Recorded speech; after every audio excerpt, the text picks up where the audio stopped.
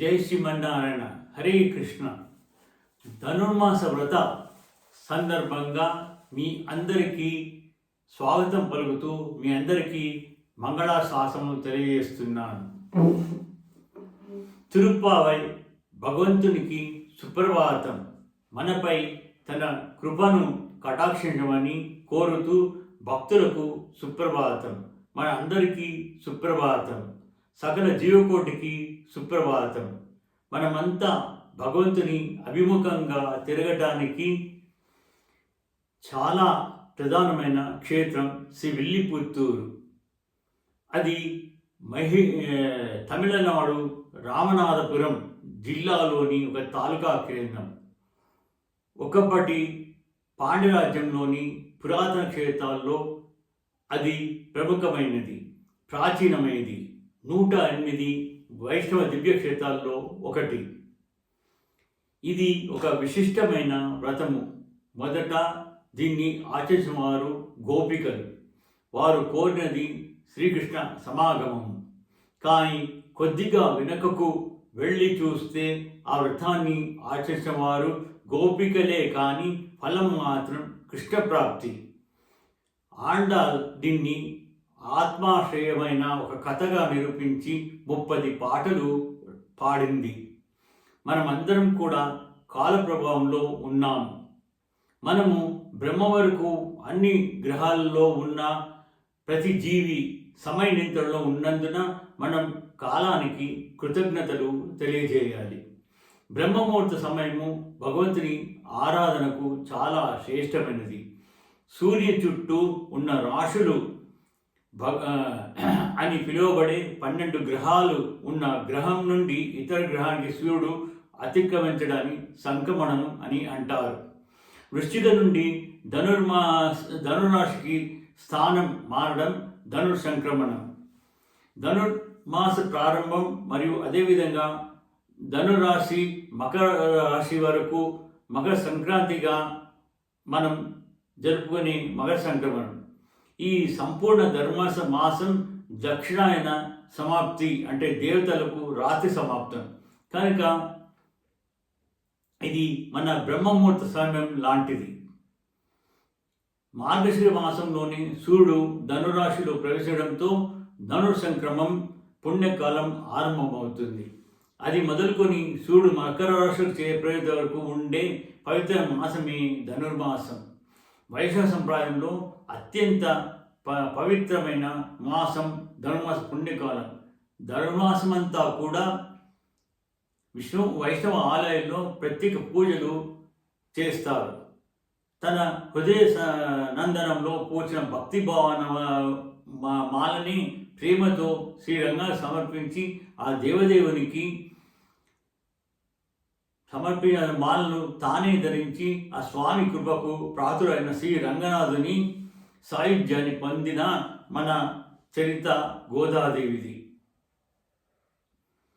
ఈమెని వైష్ణవ సంప్రదాయంలో ఆండాలని, చూడు కొడత నాచ్యాలని కూడా ప్రసిద్ధి చెందింది.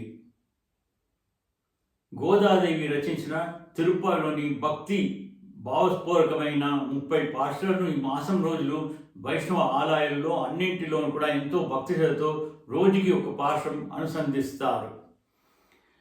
మాసాల్లో తానే మార్గశిరమని అర్జునికి గీతాచార్యుడు విభూతి యోగంలో తేటతెల్ల చేశాడు. అర్జునుడితో కృష్ణ పరమాత్మ తాను వేదానాం వేదోస్మి అని ప్రకటించారు. అదేవిధంగా ఇంద్రుడు అని చెబుతూనే తాను మాతానాం మార్గశురం అని కూడా ప్రకటించాడు. వాసుదేవుని దివ్య వాకులను ప్రతిబింబించేలా మార్గమంతా కూడా మోక్షదాయకాలు. నేను పరమాత్మకి చెందిన వాడు తప్ప ఇతరులకు చెందినవాడు కాను. భగవానుడే నాకు శరణాగతి.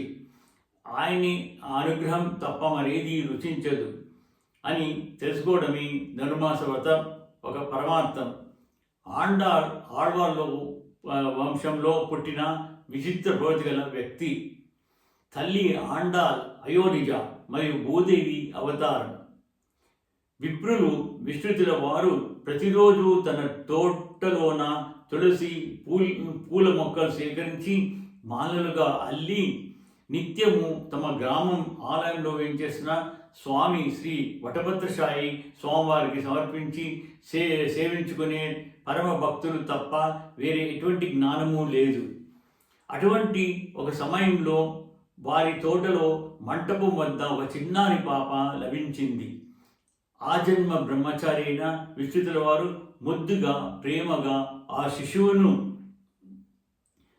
కోదై అది క్రమంగా గోదాగా ప్రసిద్ధి ఆ విధంగా నామకం చేశారు. ఆ బాలిక తన తండ్రిగా కృష్ణుని యందు తీవ్ర భక్తి కలిగి ఉండెను. ఆ భావము తండ్రిగా వలన పొందినది. స్వామివారి ప్రేరణ వలన పాండ్యసభలో వల్లభరాయుడు మన గొప్ప పాండిత్యం కలిగిన వేదాంత సమీక్షమున దారుణ పరతత్వాన్ని స్థాపించి భగవానుడు ఎదురుగా వచ్చి దర్శనమిచ్చే భాగ్యాన్ని పొందారు విష్ణువిద్యుల వారు. మిగతా ఆడవాళ్ళందరూ భగవాన్ని రమ్మని ప్రార్థిస్తే విష్ణువిద్యుల వారు రాకు తండ్రి, మా దృష్టి దోషం నీకు తగిలి నీ అందం చెడిపోను, నీకు మంగళమని పాడినారు. ఆ విధంగా వీరు పెరియ ఆళ్వార్ అంటే పెద్ద ఆళ్వార్గా ప్రసిద్ధులు అయ్యారు. ఈ మంగళం పాడుట మనకు అందరికీ కలగవలను. అది మోక్షము, అది నందనం. ఇది లభించినది ఆళ్వార్కు, వారి కుమార్తె ఆండాల్కు. వివాహ వయసు వచ్చినప్పుడు శ్రీ విష్ణువుల వారు లౌకిక ప్రపంచంలో చూడ్డానికి ప్రయత్నించారు. ఆ సమయంలో ఆండాల్ తల్లి తను కృష్ణుని తప్పించి ఇంకెవరిని వివాహమని మొండిపట్టి కూర్చుంది. అప్పుడు ఆమెకు ఎంతో తెలియజేశారు. అమ్మ, పరమాత్ముడు మనకు అందరి వాడే, మనము సామాన్య మనుషులము. పరమాత్మ 5 రూపాల్లో ఉంటాడు. క్షీరసభలో ఉన్న కృష్ణుని మనం అందుకోలేము. అదేవిధంగా వైకుంఠ వాసి అయిన మహావిష్ణువు కూడా మనం పొందలేము. ఎన్నో అవతారాలు ఎత్తాడు, విభవ అవతారాలు, రాముడిగా, కృష్ణుడిగా, నరసింహుడిగా. అవన్నీ కూడా గతించిన అవతారాలు. అవి కూడా మనం ఇప్పుడు పొందలేము. మనలో ఉన్న పరమాత్మని కూడా మనము పొందలేము. ఈ సమయంలో మనకు ఈ కలియుగ సభలో మనకు భగవానుడు ఒక అర్థరూపంలో విగ్రహం మాత్రమే అందగడు.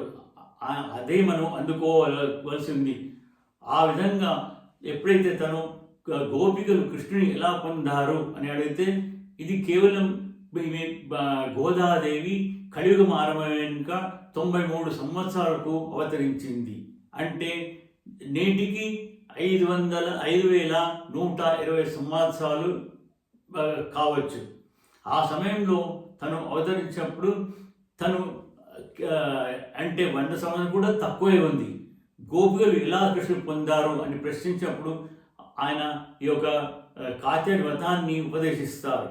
అదేవిధంగా తన ఊరి వారందరినీ కూడా తాను గోపవాల్గా భావన చేస్తూ వాళ్ళందరినీ కూడా కృష్ణుని విరహం కోసము దర్శించుకోవడం కోసము ఈ 30 రోజులు కూడా రోజుకో ప్రకారంగా ఒక పాశ్రాన్ని పాడి తాను కృష్ణునికి శ్రీరంగనాథ రూపంలో ఉన్న రంగనాథుని వరిస్తుంది. ఆ విధంగా ఈ తన హృదయానందంలో పూసిన భక్తి భావన మాల అనే ప్రేమతో శ్రీ రంగనాథునికి 30 పాటలు ఒక మాలా రూపంగా సమర్పించి ఆ దేవతనికి సమర్పించి ఆ మాలను తానే ధరించి ఆ స్వామి కృపకు పాత్రులైన శ్రీ రంగనాథుని సాహిత్యాన్ని పొందిన మన చరిత గోదాదేవి. ఈమెని వైష్ణవ సంప్రదాయంలో ఆండాలని, చూడికొడత నాచారని వివరిస్తారు. గోదాదేవి రచించిన తిరుప్పావిలోని భక్తి భావస్ఫూర్తమైన 30 పాశ్రాలను ఈ మాసం రోజులు వైష్ణవ ఆలయంలో ఎంతో భక్తి శ్రద్ధలతో పారాయణ చేస్తారు. జగత్తులో అందరి జన్మకు సార్థకము ఏమో దాని కొరకు తాము ఎట్లు ప్రతిభలో తెలియజేయు శాస్త్రము ఈ తిరుప్పావై. ధ్వని అర్థంతో నిండిన కావ్యము ఈ తిరుప్పావై. సంస్కృతంలో రామాయణం ఎట్టిదో ద్రావిడంలో తిరుప్పావై అట్టి మహాకావ్యం. ఇట్టి తిరుప్పాయిని మార్గశిర మాసమున ఉషత్కాలను అధ్యయనం చేసి సాయం సమయమున వివరమును తెలుసుకుంటే కర్తవ్యము. సాధన అందరూ ఇట్లు చేయుచుందురు. మిగతాదంతా కూడా మనకు రోజు ఒక పాఠం అనుసంధిస్తూ మనం దానిలో ఉన్న విషయాల్ని తెలుసుకోవడానికి ప్రయత్నిస్తాం. జై శ్రీమన్నారాయణ.